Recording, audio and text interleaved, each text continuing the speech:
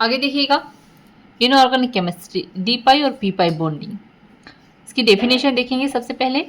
तो क्या कह रहा है, जब किसी अणु में एक परमाणु का डी उपकोष तथा एक परमाणु का पी उपकोष आपस में पार्श्वीय अधिव्यापन करते हैं। ठीक है, क्या कह रहा है, डी पाई पी पाई बॉन्डिंग कब होती है, जब किसी अणु में एक परमाणु, जब किसी मॉलिक्यूल का एक एटम का डी उपकोष तथा एक परमाणु का पी उपकोष आपस में पार्श्वीय अतिव्यापन करते हैं तो पाई बंध का निर्माण होता है।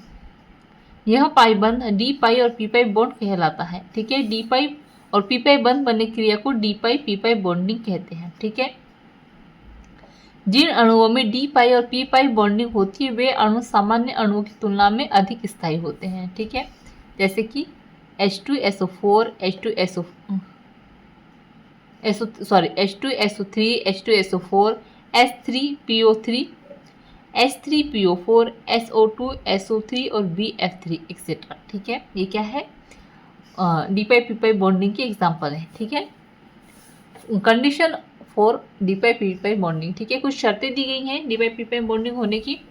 देखिएगा, डी पाई पी पाई बॉन्डिंग के लिए मुख्य शर्त यही होती है कि किसी एक परमाणु का डी कक्षक भरा हुआ होना चाहिए तथा दूसरे परमाणु का पी उपकोष रिक्त होना चाहिए। ठीक है, सेकेंड नंबर में कह रहा है कि डी उपकोष तथा पी उपकोष में पार्श्वीय अतिव्यापन होना चाहिए। ठीक है, थर्ड नंबर में कह रहा है कि डी उपकोष की समिति तथा पी उपकोष की समिति समान होनी चाहिए तथा अतिव्यापन के लिए अनुमति देनी चाहिए। यहाँ पर देखिएगा,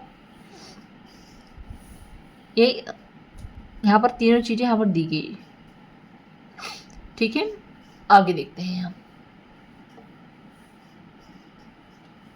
अब आगे देखिएगा, फोर्थ नंबर में कह रहा है अतिव्यापन अधिकतम होना चाहिए।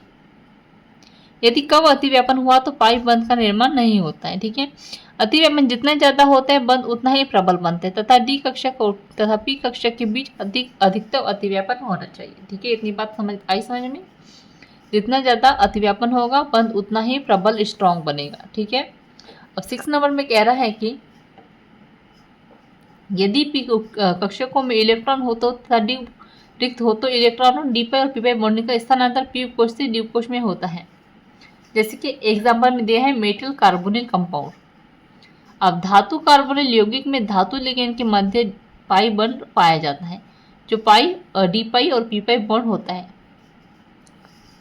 धातु कार्बोनिल यौगिकों में Cu यानी कोबाल्ट लिगेंड का कार्य करता है और यह अपने इलेक्ट्रॉन युग्म मेटलिज्म देता है जिसमें सिग्मा बंध का निर्माण होता है। इससे लेकिन इसमें धातु पर इलेक्ट्रॉन घनत्व बहुत अधिक बढ़ जाता है जिससे धातु अपने डी उपकोष के इलेक्ट्रॉन युग्म लिगेंड से रिक्त पी उपकोष में कर देता है जिससे डी पाई बॉन्ड बनता है जो डी पाई बॉन्डिंग कहलाती है, जैसे कि आप यहाँ पर देख सकते हैं। ठीक है, डी पाई पी पाई बॉन्डिंग आपको पता होगा। यहाँ पर देखिएगा जब भी कोई बॉन्ड बनता है, जैसे कि यहाँ पर Cl मान लीजिए एक एग्जाम्पल के तौर पर समझ, अगर यहाँ पर सिंगल बॉन्ड है तो इसको क्या कहेंगे, हम सिग्मा कहेंगे। ठीक है, और यहाँ पर अगर डबल बॉन्ड है तो इसको हम क्या कहेंगे, पाई कहेंगे। ठीक है, यहाँ पर और एक अगर ट्रिपल बॉन्ड है या मल्टीपल बॉन्ड है तो हम उसको भी क्या कहेंगे, पाई बॉन्ड कहेंगे। इतनी बात आई समझ में।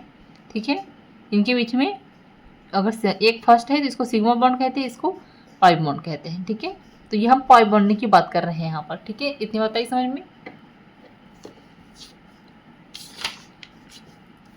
तो यहाँ पर जो है हमारा टॉपिक एंड होता है। आपको यहाँ से जो भी शर्तें दी गई है एग्जाम्पल के तौर पे अच्छे से समझाना है, अच्छे से एग्जाम्पल लिकर आना है। ठीक है, और ये काफ़ी इंपॉर्टेंट क्वेश्चन है गाइस, हमेशा एग्जाम में आता है तो इसको आपको अच्छे से कंप्लीट करके जाना है और ये चीज़ें आपकी बेसिक है। ठीक है, फर्स्ट सेमेस्टर में जितनी भी चीज़ें IMP दी जाती है सारा बेसिक होता है। ठीक है, तो काफ़ी अच्छे से आपको ये रटना ही नहीं, समझना भी। ठीक है, तो काफ़ी अच्छे से समझ लीजिएगा। सो आई होप आपको ये नोट्स जरूर समझ में आ गए होंगे। सो प्लीज़ चैनल को लाइक सब्सक्राइब कर दीजिएगा, साथ ही बेल आइकन प्रेस कर दीजिएगा। कमेंट में जरूर बताइएगा आपको ये नोट्स कैसे लगे और MSc केमिस्ट्री ऑल सेमेस्टर के नोट्स परचेस करने के लिए आप मुझे व्हाट्सएप पे मैसेज कर सकते हैं, डिस्क्रिप्शन में व्हाट्सएप में शेयर कर दूंगी। Thank you.